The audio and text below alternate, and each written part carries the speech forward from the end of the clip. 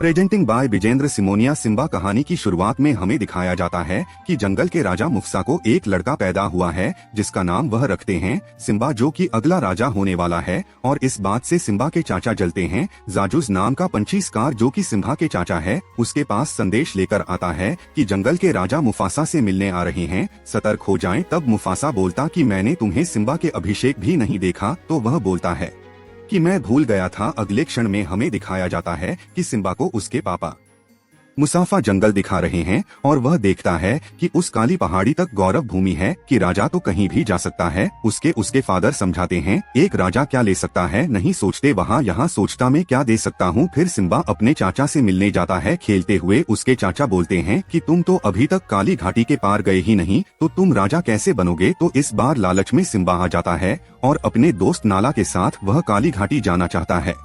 अपने मम्मी से वह परमिशन लेता है, लेकिन उसकी मम्मी बोलती है सिर्फ तालाब तक ही जाना, उसके आगे नहीं जाना। और जाजूस पंछी भी तुम्हारे साथ जाएगा। लेकिन जादू पंछी को सिम्बा चकमा देकर काली घाटी पर पहुंच जाता है। तब वहां उनको लकड़बग्घों का झुंड उन्हें घेर लेता है, जिनका मुखिया होता है जो कि लकड़बग्घों का है। सिम्बा और नाला दोनों दोस्तों को खाना चाहता है। सिम्बा उससे कहता है मैं होने वाला राजा हूँ, लेकिन लकड़बग्घों उनको खाना चाहता है। इससे सिम्बा डरने लगता है। तभी उसके फादर मुफासा आ जाते हैं, उन दोनों को वहाँ से बचाकर ले जा लेते हैं और लकड़बग्घों को वार्निंग देते हैं। तब उसके सिम्बा को समझाते हैं कि आइंदा ऐसी हरकत नहीं करना। लेकिन सिम्बा बोलता है कि मैं अपनी बहादुरी साबित करना चाहता है। तब उसके पापों से फिर समझाते हैं कि बहादुरी साबित करने की चीज नहीं है, बहादुरी किसी की रक्षा करने के लिए यूज की जाती है। और आगे हमें दिखाया जाता है कि सिम्बा के चाचा जाकर लकड़बग्घों के मुखिया से मिलता है और कहता कि मैंने तुम्हें तुम्हारे पास सिम्बा को पहुंचाया था और तुमने उसे ऐसे ही जाने दिया बिना खाए।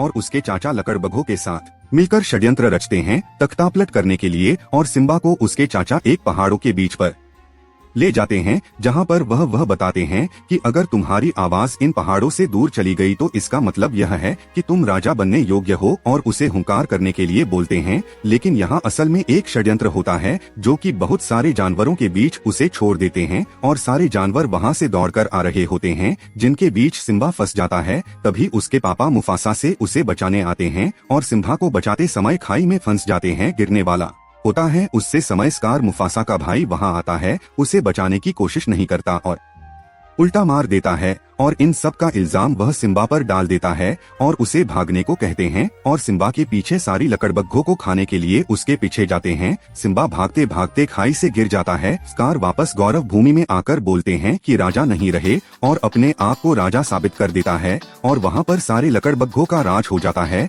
लेकिन सिम्बा की जान एक सुअर और एक और जानवर बचाते हैं। इनका नाम में से एक का नाम होता है कुंभा और एक का नाम होता है टाइमन। और उन तीनों की इस कारण दोस्ती हो जाती है। उन तीनों की दोस्ती होने के बाद वह गाना गाते हैं। सिम्बा बड़ा हो जाता है। अगले पल में हमें गौरव भूमि दिखाई जाती है जो कि पूरी वीरान हो चुकी है। सारे जानवर बहुत परेशान हैं और नाला जो कि सिम्बा की दोस्त है वह भी बड़ी हो चुकी है। और लेकिन उन सारे शेर बहुत परेशान हैं क्योंकि सारे तरफ लकड़बग्घों का कब्जा है। तब नाला सबको वहाँ से जाने के लिए बोलती है, लेकिन महारानी उनको कहती है कि यही हमारा घर, हमें यही रहना होगा। और स्कार जो कि सिम्बा के चाचा होते हैं, वह शराबी जो कि महारानी होती है उससे शादी करना चाहता है। वो महारानी उसे मना कर देती है और रात में नाला जो कि सिम्बा की दोस्त होती है वहाँ जंगल से भाग जाती है मदद बुलाने के लिए। और दूसरी तरफ सिम्बा और उसके दोस्त सभी रातों में आसमान पर देखकर बातें कर रहे होते हैं। लेकिन किसी बात से सिम्बा थोड़ा सा उदास हो जाता है। कहानी के आगे हमें दिखाया जाता है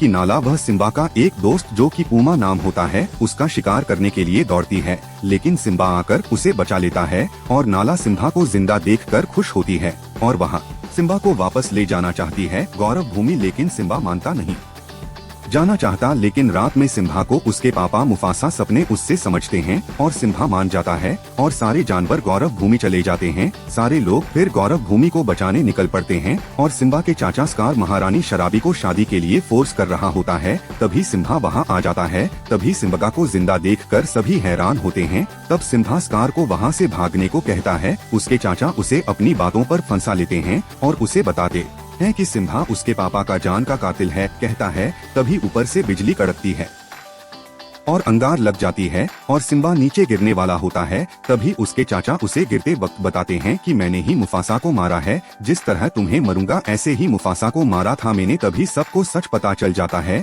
और सभी उसके ऊपर आक्रमण करते हैं। सिम्बा उसके चाचा स्कार को हरा देता है और भाग जाने को कहता है, पर लकड़बग्घा आकर स्कार के ऊपर हमला कर देते हैं और गौरव भूमि को उन सारे लकड़बग्घा और स्कार के शेर के कब्जे से बचा लेते हैं।